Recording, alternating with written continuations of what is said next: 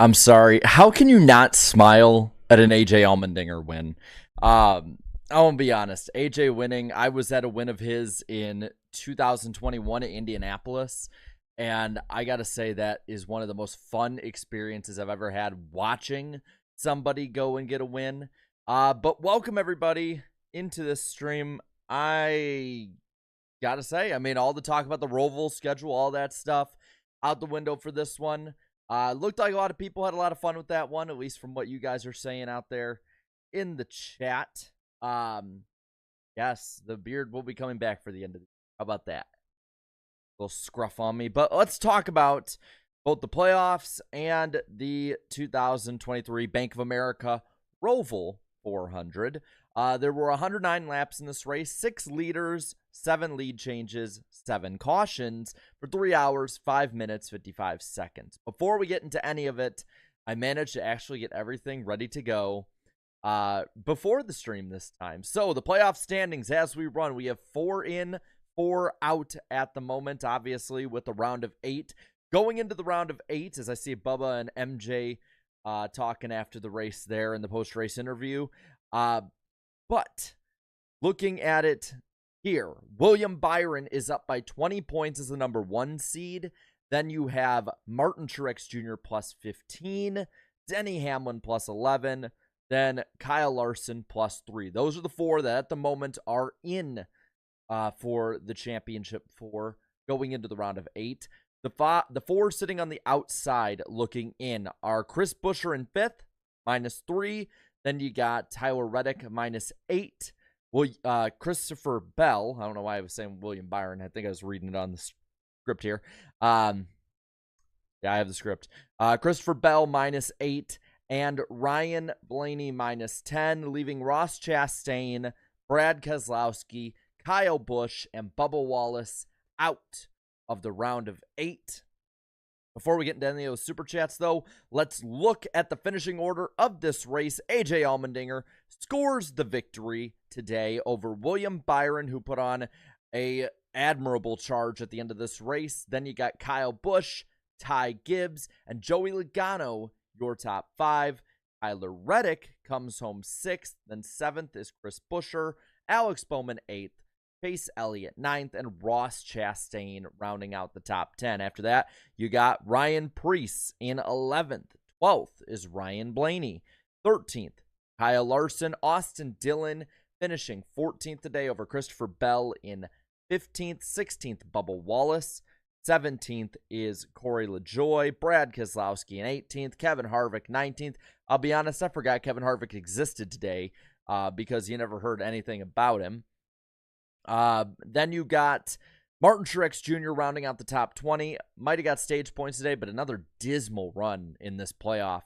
At least finish, I should say. There were flashes, but dismal finish for Truex in 20th in this playoffs. Then Eric Almirola 21st, 22nd, Justin Haley. Todd Gilliland 23rd, 24th, Harrison Burton. Then you got Cindric 25th, 26th goes to Bilicki. Austin Hill, 27th. 28th is Chase Briscoe. Rockenfeller in 29th. Zane Smith rounding out the top 30. After that, you got Ty Dillon getting a 31st place run. Michael McDowell, after losing the power steering today, brings it home in the 32nd spot. And rounding out the lead lap and finishing drivers on the track, we have Daniel Suarez in 33rd. Now, the rest of these guys, they're out of this race. Pulling it up right now. That way I can actually show y'all. But that is Ricky Stenhouse Jr. in 34th. 35th is Andy Lally. Then Eric Jones, 36th. And Denny Hamlin, who a lot of people are saying maybe is the favorite. Maybe he's doing well enough that he'll finally win that championship.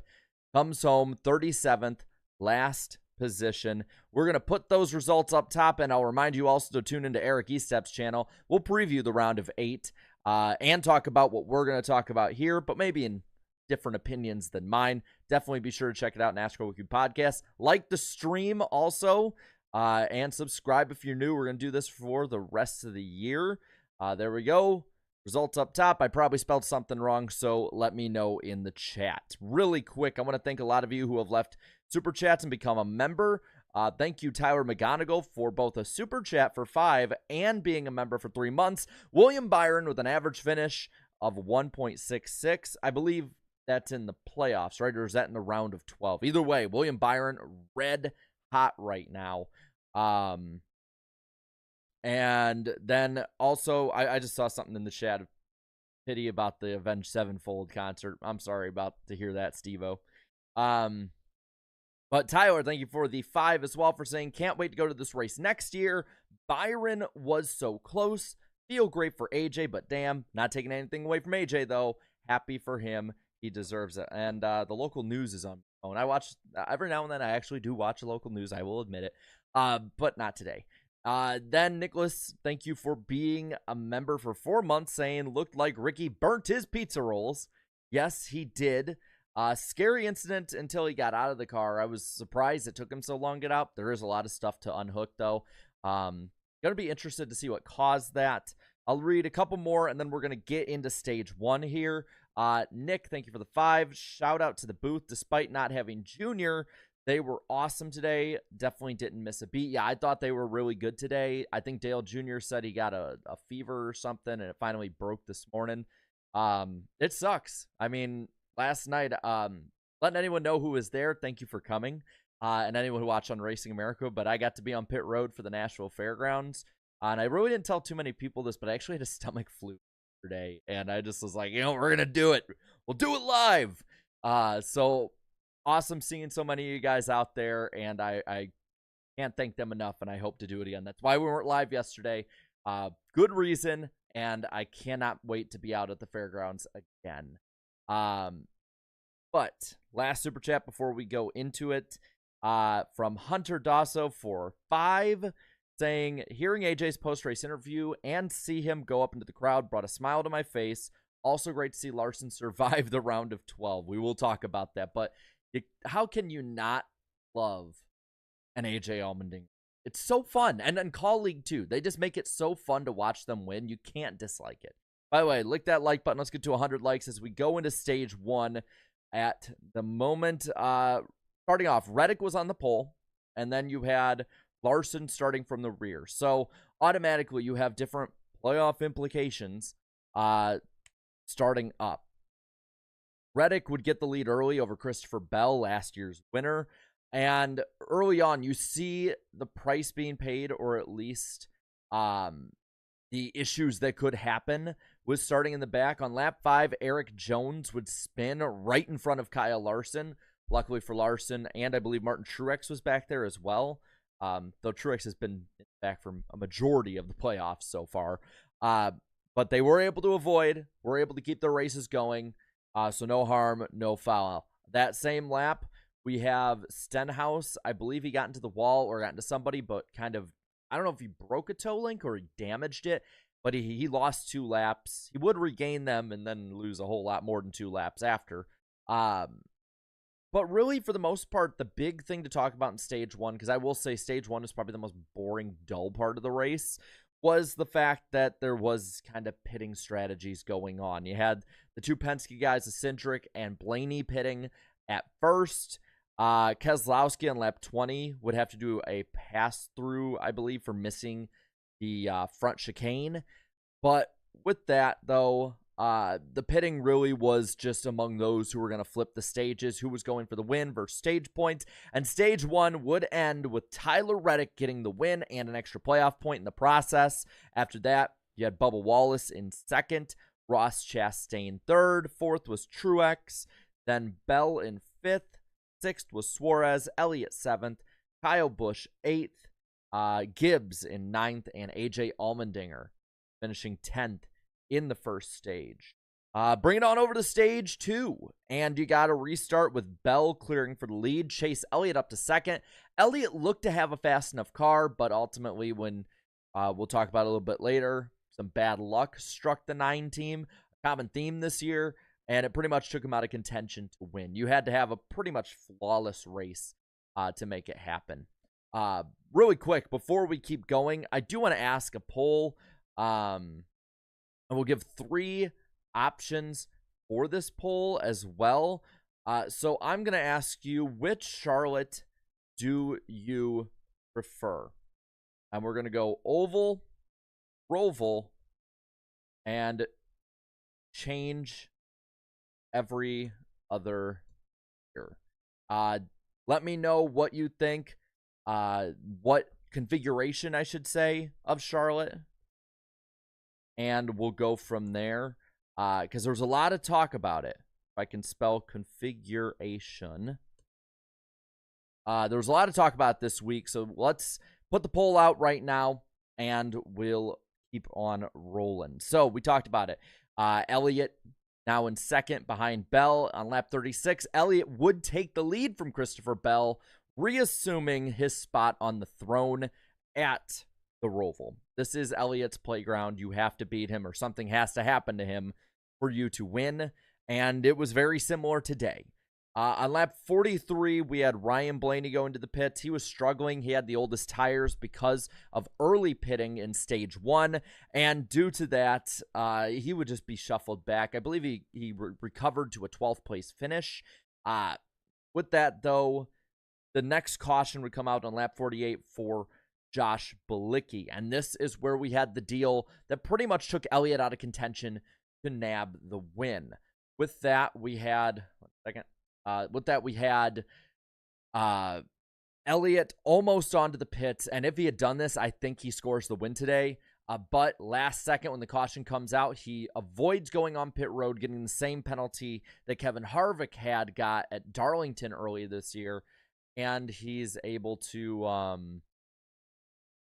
what's the word? At least avoid that penalty. So not get too much of a penalty because of what was going on. But still pretty much screws him. And looking at the caution itself, looked like Bilicki and LaJoie came out of the pits, and all honesty, Corey LaJoie kind of cleaned him out. I don't really know any other way to put it. So Elliott's consolation prize for not being able to go to the win today, or go for the win today, is winning stage 2 over Christopher Bell, Denny Hamlin, Tyler Reddick, and Kyle Larson. Then 6th was Ross Chastain, Bubba Wallace 7th, 8th was Truex, then McDowell in 9th, and 10th was Kyle Busch in stage 2. This leads to the final stage. In my opinion, this is where everything really started heating up. Denny Hamlin at this point had clinched his way into the round of 8 because of this. He had scored enough points, stage points, as well as just enough people hadn't scored stage points. He was mathematically in that next round, which, like I said earlier, he will start that round as the 3 seed plus 11 at the moment. And at least this year he knows that a Hail Melon won't be the thing that takes him out of the championship contention. Under that caution as well, Michael McDowell had his hood up. McDowell wasn't really much of a factor today before this, but because of losing the power steering, he ran in the back and had some problems. But on lap 53, we have the restart. Kyle Busch goes to first, and the battle is for second, where it's AJ Allmendinger versus Ty Gibbs. We're getting a flashback to last year's Xfinity Series racing with this battle, but it soon turns into AJ versus Kyle Busch, with AJ getting by for the lead on lap 58. And we have a whole lot more stuff kind of start piling on. And I wouldn't say so much we had chaos coming up as much as we had just road course racing in NASCAR. By the way, we're going to end the poll right here. What configuration in Charlotte do you like the most, or at least prefer? 49% of you are strictly oval. 26% of you say change it every other year. And 24% are strictly for the Roval. So there is that. Mike asking, what are my thoughts on the playoffs for next year with 2 road courses and 2 super speedways? Not a fan of it personally. Hopefully it'll maybe kind of go towards more eyes watching. I doubt it, though. Not too crazy about this personally. But I'm kind of with you. I do want the oval to come back now that they have fixed the intermediate package overall. The Roval I thought was fun. I thought it was worth giving a shot. I really think that about a lot of the things NASCAR's been trying the last 5 or 6 years. They're worth giving a shot. If they don't work, go back to what worked or what fans probably would want. And I think the Roval is one of those things. I like the Roval that first year, the second, third, give or take, but it's just kind of fallen off for me over time. That's more my thoughts with it. I know some people really like the Roval, and I understand why. It does offer some pretty fun moments. But at this point, I'm thinking the traditional, as KJ Productions puts, that traditional fall Charlotte race probably needs to come back at a 400 miler instead of probably a 500, just so you can fit it on a Sunday. But with that, let's get into some of the stuff that happened. I believe it was 44 to go where Chase Elliott gets a flat. This kind of starts a pit cycle, though a lot of these people pitting early wouldn't be able to make it to the end without some caution laps. 39 to go, you have McDowell into the wall. He has a left front down, and Hamlin spins. This would not be the end of the road when it came to Hamlin's problems, as only 5 laps later, Denny Hamlin loses it, nailed in the front chicane by Rockefeller as well as he lost it. This damages his car to the point that he has to basically be the first car out. Dead last finish today. Luckily, though, between a good regular season, getting some playoff points, as well as just doing well enough today against the people he had to beat, didn't have to worry about it. It was kind of a freebie. I wouldn't even say it was a mulligan. It was just a kind of a freebie at this point. Which is pretty much the same thing, but in my head sounded weak. Now, with 31 to go, you have a restart, and we're going again, 2022 Xfinity Racing, or 21, depending on which races you look at. You got AJ versus Ty. Gibbs would beat AJ on this restart. And then you have a bunch of tomfoolery in the background. You got Austin Dillon getting into a spin with Corey LaJoie. Not the last LaJoie would be involved. Then you got AJ battling back for the lead, but with only another lap or so passing, another caution comes out. Eric Jones spins into the wall, involving Michael McDowell. This would end the day for Eric Jones. McDowell would just continue a pretty awful day. Now, with 28 to go, we have another restart. Same guys, same result with AJ getting the lead. Tons of contact behind him. But the true incident comes with 25 to go, where Andy Lally goes around into the wall, drives it backwards to try and get into the pits, but he's in pit exit because he's not able to turn it around. And we bring out another caution. I swear, it's just stop and go, stop and go, stop and go, stop and go, stop and go all race long at the end of this thing. So that's like 25 going to 24 to go is where that strikes. With 22 to go, we have a pretty big restart here. It is AJ versus Ty again. Now, AJ this time flies off, fires off the line, but it's Kyle Busch who gets past Ty Gibbs for the second spot. The 8 and the 54 have contact as AJ runs off. Cindric's around at this point. Same with Bubba. They get basically turned by a rogue Daniel Suarez. I don't know what Suarez was doing there, but I think many would say karma would hit him after that. With 17 to go, we have the 6 and the 1 spin in the front stretch. Again, just kind of letting us all know where we're going when it comes to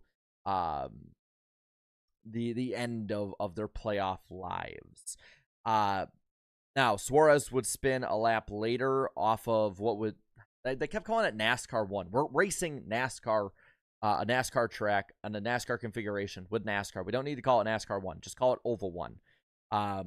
Spinning at Oval 1 off the nose of Bell, we would get a caution for Suarez with 16 to go.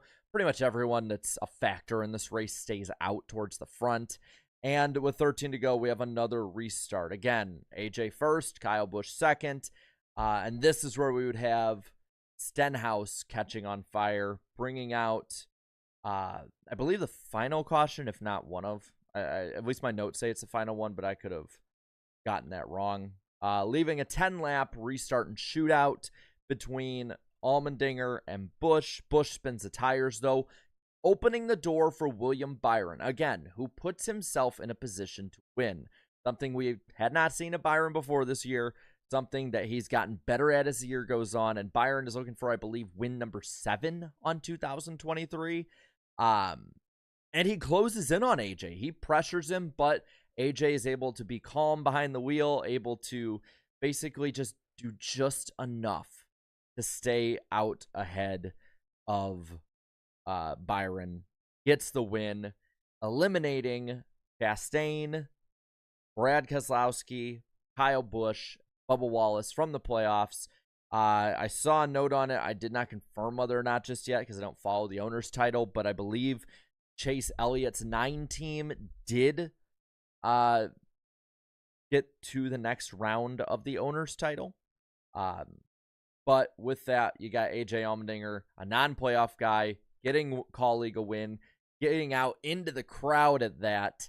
And again, the grid as we're looking at it now is Byron plus 20, Truex plus 15, Hamlin plus 11, Larson plus 3, over Buescher, who's 3 back, then Reddick minus 8, Bell minus 8, and Blaney minus 10.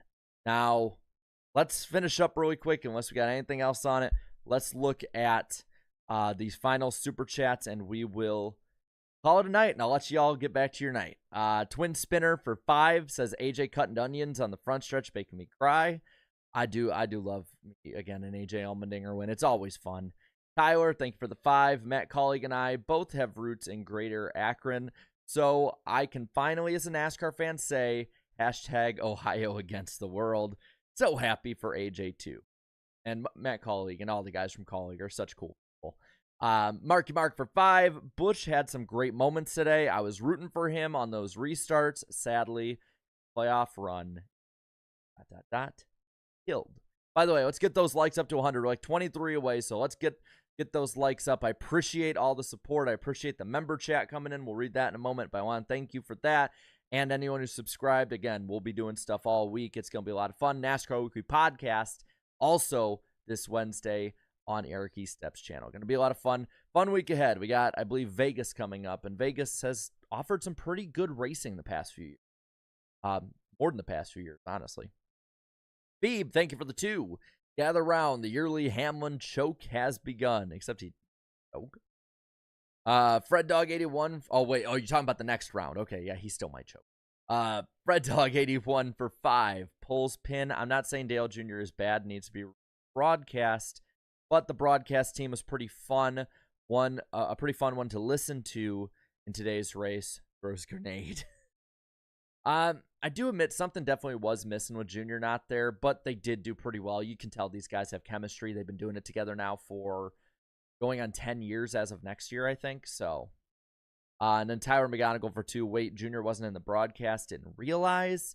Yeah, he was sick. I believe he had a fever or something, but he was sick overnight. By the way, less than 10 likes away. Let's get that like margin over 100 here.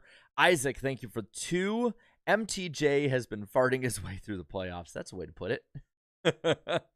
That is a way to put it. Fred Dog 81, thank you for the 2. Think there's something more to the 20 spinning in the 99? No, but now he has a target on his back from somebody. I don't care what started it. Drivers don't really care about context when it comes to that. Now only 5 likes away from 100 as we get to Michael Kelly Gilliam's gifted 5 memberships. Thank you so much for that. And I do not know. Let's see. HP Tubes, Eric Sipes, Silas Tipton, and Nick Kraus, I see, and Fred Dog 81 all gifted memberships. So thank you so much. I appreciate it a ton.